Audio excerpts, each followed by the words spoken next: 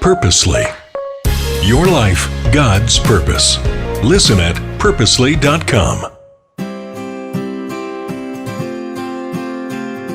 What is your favorite city you've ever been to? Or which city do you dream of going to visit?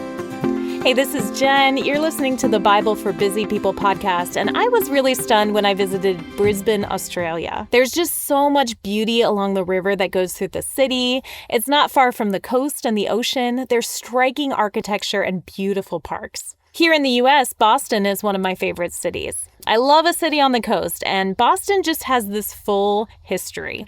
So this week we're talking about metaphors for the church, and today we're talking about the church as the city of God. Yesterday we talked about the temple, and it was easy for me to confuse the two, because isn't the city where God dwells too? But a website called The Local Church in Psalms explained this in a way that made more sense, that the temple is where God's presence lives, while God's city is where there is a distinct boundary that protects God's interests, and it's where God reigns. Obviously, God reigns all throughout the world, but that's a particular place where God's dominion is recognized.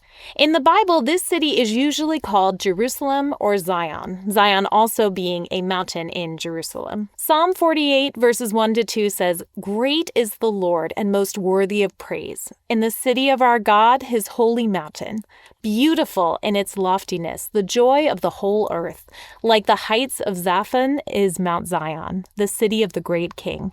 God is in her citadels. He has shown himself to be her fortress." The temple we talked about yesterday, meticulously designed by David and built by Solomon, was located in Jerusalem. It was the city of the residence of God, and it was meant to be a city under God's authority and protection. Crossway's website says, "For the prophets, Zion became the focal point of Israel's hope, symbolizing the redeemed and faithful people of God who enjoy his presence and serve his purpose to influence the world."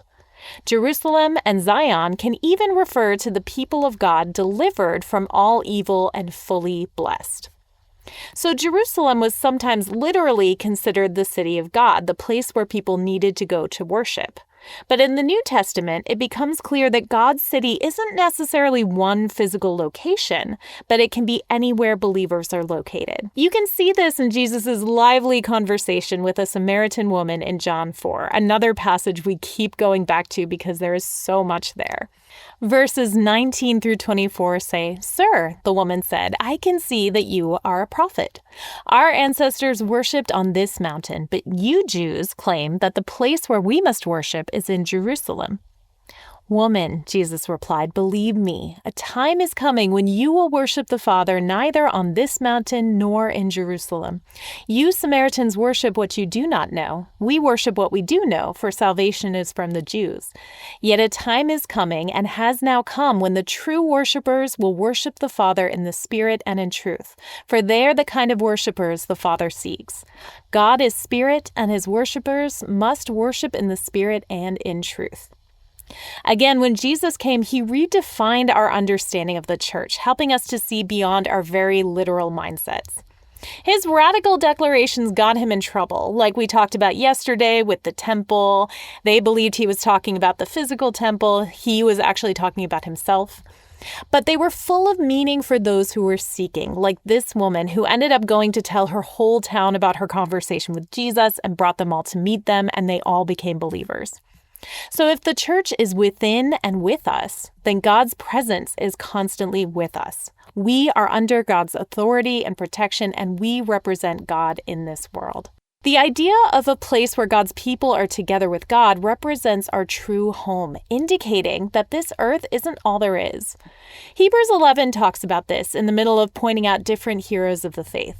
It says, "All these people were still living by faith when they died.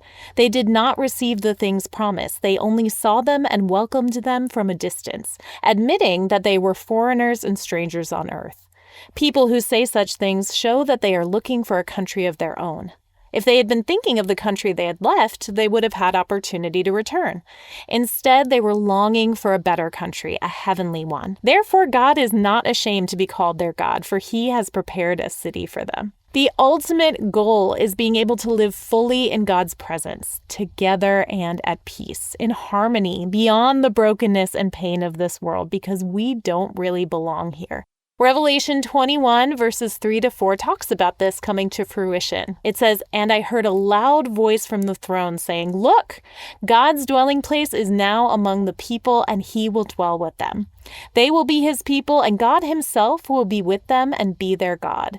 He will wipe every tear from their eyes. There will be no more death or mourning or crying or pain, for the old order of things has passed away.'" Sometimes I forget that death was never part of the plan. Mourning was not part of the plan. Crying and pain and grief and lament, these were not part of the original design. They're not what God would call good. They came because of sin and brokenness in this world. And so the way that God is going about reconciling us and restoring us, someday those things will not even be around. This goes back to an ages-old question. Can you envision the city of God?